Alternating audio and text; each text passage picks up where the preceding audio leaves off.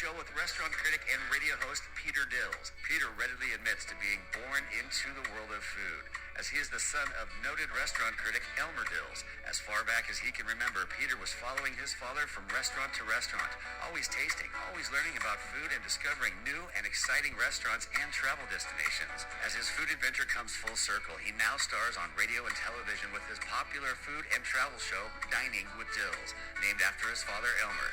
And now, your host, Peter Dills.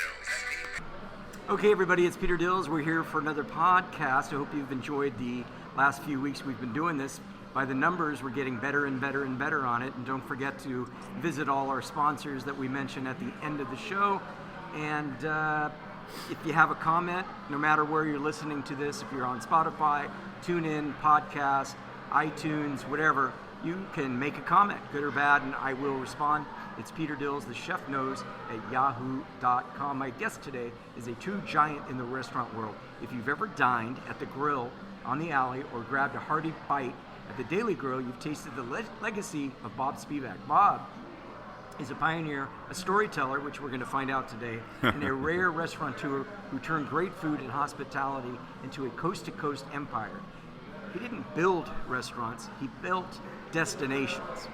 Today we will walk down the famous Beverly Hills alleyway where it all started, talk about the unlikely birth of the institution, and learn what it takes to keep a dining room full year after year. From expanding to Washington, D.C.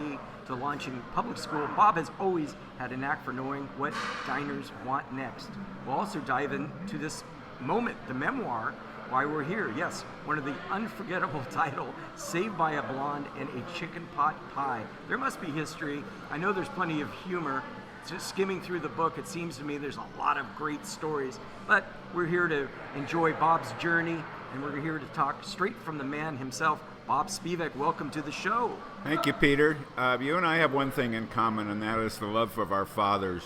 I owe my career to my father. I really do. And he passed away some 40 years ago, although he was alive and well the day I opened the grill on the alley, January 31st, 1984. And when Seems like yesterday. Yeah, really. And when he walked through that dining room, he knew I was going to be okay. Yeah. So I just respect the way you talk about your father, and I feel the same way about mine. I love the stories. I call them Elmerisms. One time, I think we were at a fancy steak restaurant in Burbank, and the young waiter said, "Would you like to take the steak home, sir?" And my dad, without even hesitation, Bob, said, "I didn't eat it here. I doubt I'm going to eat it at home." I've got 99. I call them Elmerisms. I mean, it wasn't disrespectful, but just the way he was. He was just one of a kind, and it really chapped his hide. As I've told the story again many times, but this is about you, Bob. But when he would hear this, I want to hear the specials. What are the specials? And 9 times out of 10, the server didn't mention the price. And he would say, well, okay, you've got to mention the price, because I don't want to be caught with, this is 20 years ago, I don't want to be caught with a $100 steak. Uh-huh. Well, he should have been dining with my wife, because my wife, the blonde. The blonde, it's a pet peeve of hers, and any time the server mentions the specials, she always says, and how much are those specials? Right. So, okay, Bob, let's get into the book. What was your, you mentioned to me, and I think with most people, like it's like a lady that does a bakery. Oh, you should open a restaurant.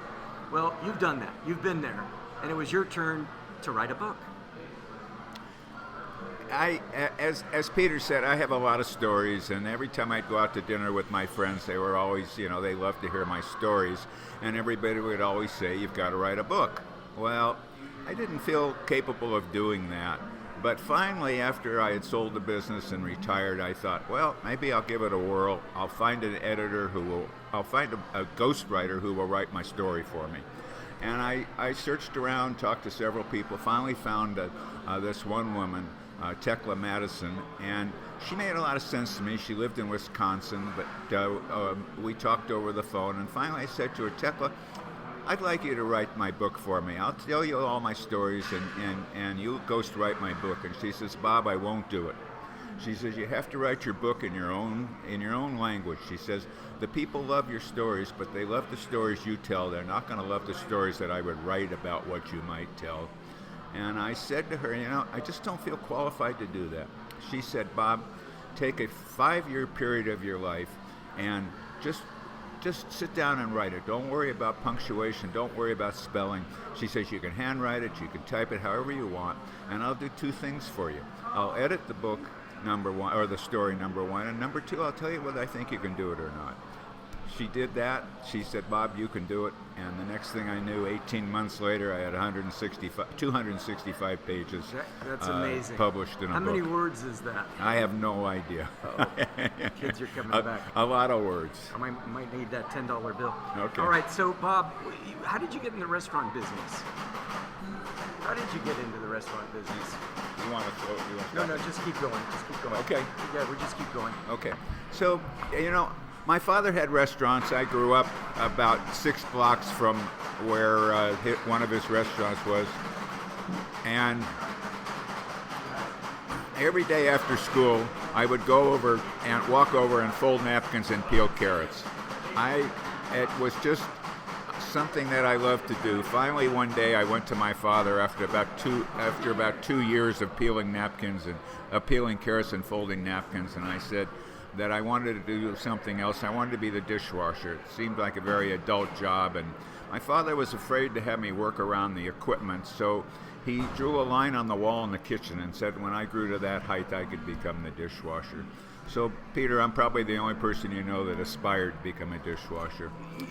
With these interviews that I do, Bob, I mean, I've done probably hundreds of them in the last 25 years, and a lot of restaurateurs are represented by public relations people or marketing people, and you have emails back and forth on what questions we're going to ask you. And I've got the normal questions that you would be asked for a book interview, but I think delving into the book and just like I said, going through it, the questions I have for you are fun, but I think the real charm of the book are some of the stories. You know what I mean? Like, sure. It's just people coming in like without a reservation or with a reservation or however have it. But I think I recall you guys weren't too fond of reservations. Well, no, that's not true. The Grill on the Alley was strictly reservations. And you asked for stories, so you're going to get it. Yes. One night, I think the restaurant had been open about 18 months, and this was a Saturday night, and we were as busy as we could possibly be. Unfortunately, if your father was there, I would have kept him waiting probably a half hour, and he would have taken my head off.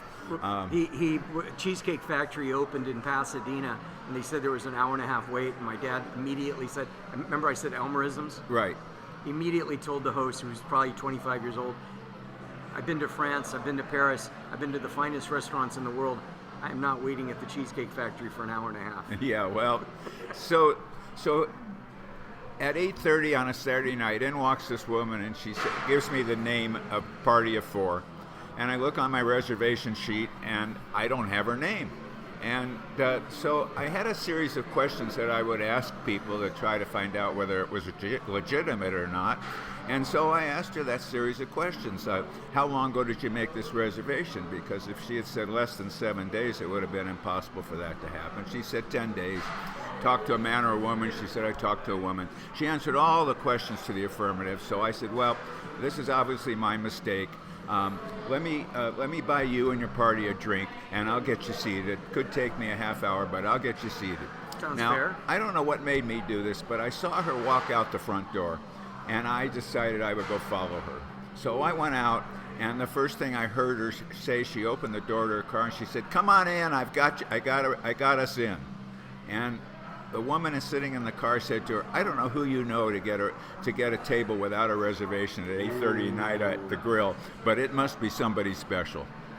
So my father came to mind, and I said to myself, how am I going to handle this? So she came back, and they sat down. I bought them the drink, and then I walked over and I asked her to come over and see me. I didn't want to embarrass her in front of her friends.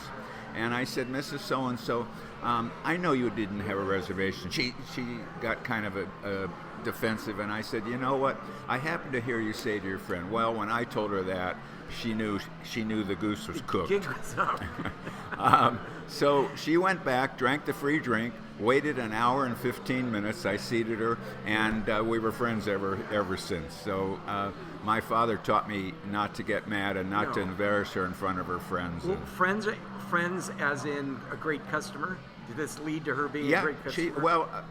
A customer. Let's put it that way. And a customer. That she might come in every 4 or 5 months, but she would always come in with a reservation, and she would always remind me who she was. So. Well, with the Daily Grill, the Alley restaurant, they opened one in D.C., very successful when you owned it. It just brings me to think about. Do you think it was quality or service or quantity? I remember the old saying, feed the masses and you'll eat with the classes. But was the star of the show the food, or the star of the show that you were actually there running the restaurant? It was all the above. And ultimately, or to begin with, yes, it had a lot to do with me being there and knowing the people and all. But when I opened the Daily Grill, there were then 2 restaurants, and I couldn't be at both at the same time. So I think the star of the show is that we believed in the guest, and we used to say that the guest is always right even when they're wrong. And what I mean by that is oftentimes somebody would order a chicken pot pie, but they really intended to order a braised chicken, a dish of chicken. And when the chicken pot pie came to the table, when the thing they ordered came to the table, and the guest said, "No, that's not what I ordered. I ordered the other thing." Our servers were all instructed to say, "Well, I'm terribly sorry. I made a mistake," even though they know that the guest made the mistake, and I'll get it taken care of. But Peter, you mentioned that I may not like reservations, and I think I know where you got that from, because the Daily Grill, the idea of the Daily Grill was to do something very similar to the grill with similar food, but to do it more for you said it, more for the masses, I guess I can say. And so the way we decided to do that was first come, first serve.